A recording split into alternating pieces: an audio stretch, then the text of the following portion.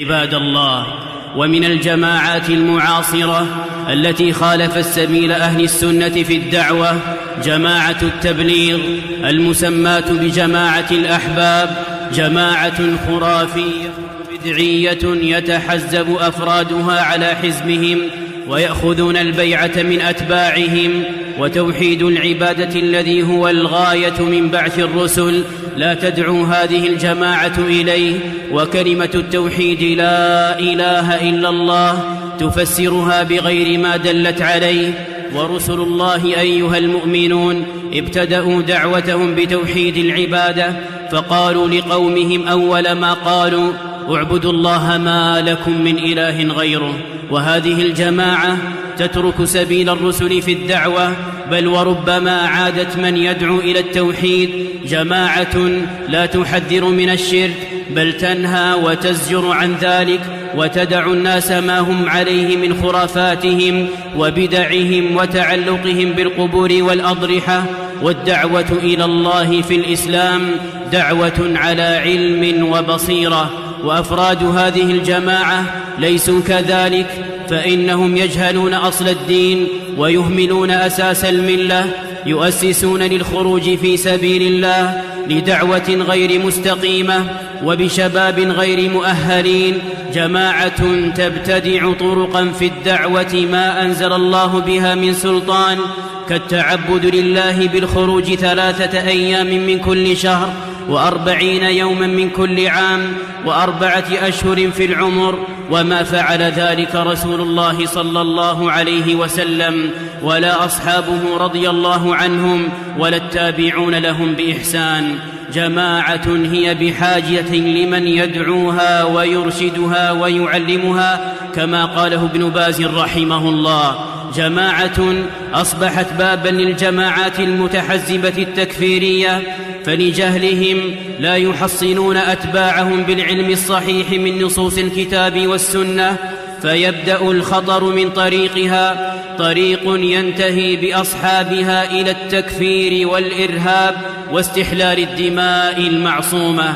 وإننا بفضل الله مستغنون عن هذه الجماعات بالولاية الشرعية في بلادنا المملكة العربية السعودية. لنا في أعناقنا بيعة لولاة أمرنا، فلا منازعة للبيعة ولا خروج عن الجماعة ولا استيراد لمناهج مخالفة من بلدان أخرى. لذا كان الانتماء لهذه الجماعات الحزبية محظورا في بلادنا بفضل الله، زادها الله توفيقا وسدادا ورشادا. وبعد عباد الله، فاحذروا هذه الجماعة التي حذر منها علماؤنا، وحافظوا على العقيدة والتوحيد وأصل الدين، وزنوا الأقوال والمناهج بميزان الوحي المبين، مسترشدين بالعلماء الراسخين. اللهم ارزقنا البصيرة في الدين وجنبنا طرق الهالكين. سعودی عربیہ کے مسجدوں میں بہت سارے خطیبوں کا خطبہ سنا، جو وہاں کی حکومت نے یہ طے کیا تھا کہ تبلیغی جماعت کے خلاف آپ بیان کریں گے، اور ان کی 4 باتوں کو آپ خاص طور پر ذکر کریں گے۔ چنانچہ ان 4 باتوں پر سارے حضرات نے، اکثر حضرات نے، حرم میں تو دیکھتا ہوں نہیں ہوا، لیکن اور جگہ پر خطبہ دیا گیا۔ تبلیغی جماعت کے بارے میں پہلی بات یہ کہی گئی کہ یہ بدعتی جماعت ہے، اس میں بدعات ہے۔ دوسری بات یہ کہی گئی کہ یہ تبلیغی جماعت یہ صوفی جماعت ہے، اور تیسری بات یہ کہی گئی کہ تبلیغی جماعت دہشت گردی کے پھیلنے کا دروازہ ہے، اور چوتھی بات یہ پوچھی گئی ہے کہ 3 چلہ اور 3 دن اور 1 چلہ اور 4 مہینے آپ کہاں سے لائے؟ یہ 4 باتیں انہوں نے ذکر کیا ہے۔ جواباً عرض ہے کہ تبلیغی جماعت کا جو عقیدہ ہے، ان کا عقیدہ وہی ہے جو اشرف علی تھانی رحمۃ اللہ علیہ کا ہے، جو شیخ زکریا رحمۃ اللہ علیہ کا ہے۔ ان کا عقیدہ کیا ہے؟ اگر آپ کو دیکھنا ہے تو ثمرۃ العقائد میری خود کی کتاب ہے، 350 عقیدے ہیں۔ ہر عقیدے کے لیے 10 آیت 10 حدیث لایا ہوں، صرف حدیث، قول صحابی قول تابعی نہیں لایا، اور सियाह सित्ता से सिर्फ हदीस लाया हूं, और उसमें सारा जिक्र किया गया है कि हमारा अकीदा क्या है, हम देवबंदियों का अकीदा क्या है, तबलीगी जमात का अकीदा क्या है, इसमें जिक्र किया गया है। खास तौर पर कब्र के जाकर के कब्रिस्तान पर हम क्या करेंगे और क्या नहीं करेंगे, वो भी जिक्र है कि वहां नबी करीम सल्लल्लाहु अलैहि वसल्लम फरमाया कि ज़ियारत कबूर करो, तो ज़ियारत कबूर हमारे यहाँ है, लेकिन अहले कब्र से मांगना जायज नहीं, अहले कब्र से सवाल करना जायज नहीं, बल्कि अहले कब्र के लिए सिर्फ इस्तिग़फ़ार करना और दुआ करना जायज है। ये सारा जिक्र किया और सारे अहादीस से मैंने जिक्र किया है। कैसे बिदअत हो गए तबलीगी जमात वाले। उसमें दूसरी बात क्या कि सूफी जमात है, हमारे यहाँ बैत करने का सिलसिला है, क्योंकि नबी करीम सल्लल्लाहु अलैहि वसल्लम के यहाँ ने बैत की है, लेकिन एक तसव्वुफ में सिर्फ इतना ही पीरी मुरीदी में है जितना के उससे इस्लाह होता हो। जैसे कि शागिर्द की इस्लाह होती है उस्ताद से, बस इतना ही है। बाकी कोई वहमी चीज दे दे, पीर दे दे या कोई चीज दे दे, ऐसा नहीं है। मैंने साबित किया अपनी किताब के अंदर। तो तबलीगी जमात बिदात के अंदर बिल्कुल नहीं है, मैं बल्कि बिदात से बहुत दूर है। उनसे तो हजारों आदमी का, लाखों आदमी की इस्लाह हुई है। ऐसी जमात जिससे इस्लाह हुई हो लाखों आदमी का, पूरी दुनिया में फैले हुए हो, उसके बारे में सऊदी अरब में बाकायदा हुक्मनामा जारी करना और हुक्मनामा के साथ हर मस्जिद को उसके खिलाफ में बयान करवाना, ये बगैर हमारे अकायद को देखे हुए और हमारी चीजों को देखे हुए है। उन लोगों ने कुछ का हवाला दिया मुफ्ती अब्दुल अजीज बिन बाज का और उसैमीन रहमतुल्लाह अलैह का, ये बुजुर्ग लोग हैं, लेकिन मेरा ख्याल है कि इन लोगों ने समरतुल अकायद नहीं देखी। ये लोग जमात में कभी गए नहीं, जमात तबलीग में बयान क्या होता है इसको गौर से इन्होंने नहीं सुना, बार बार जैसे सुना उसके बाद उन्होंने फतवा दे दिया। जमात तबलीग में तो इतनी एहतियात है कि 6 नंबर से ज्यादा बात नहीं करने देते, सियासियात पर बात नहीं करने देते, अकीदे पर भी बात इसलिए नहीं करने देते, अकीदा हर एक का अलग अलग है, पता नहीं किसका क्या अकीदा, आपस में इख्तलाफ हो जाएगा। यहाँ तो हर किस्म के लोग आते हैं।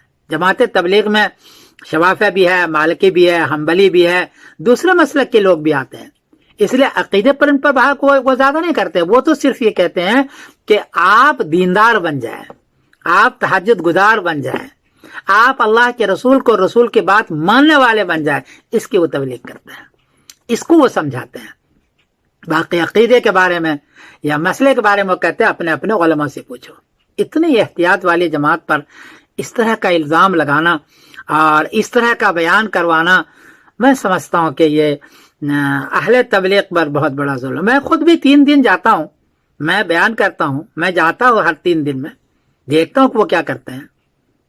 बाकी ये सवाल कि 3 दिन चिल्ला कहां से लाया, भाई ये कोई हदीस से साबित नहीं किया उन्होंने, ये तो इतने दिनों में लोगों की इस्लाह हो जाती है, बस कुछ पल्ले पड़ जाता है इसलिए रखा है। जैसे चश्मा इम्तिहान रखा है, साल भर में बुखारी शरीफ पढ़ाना रखा है, साल भर में कुदूरी पढ़ाना रखा है, ऐसे ये 3 दिन और चिल्ला है, ये बात आपका कोई सुन्नत या फर्ज या वाजिब नहीं है, इसलिए ये सवाल भी उनका गलत है।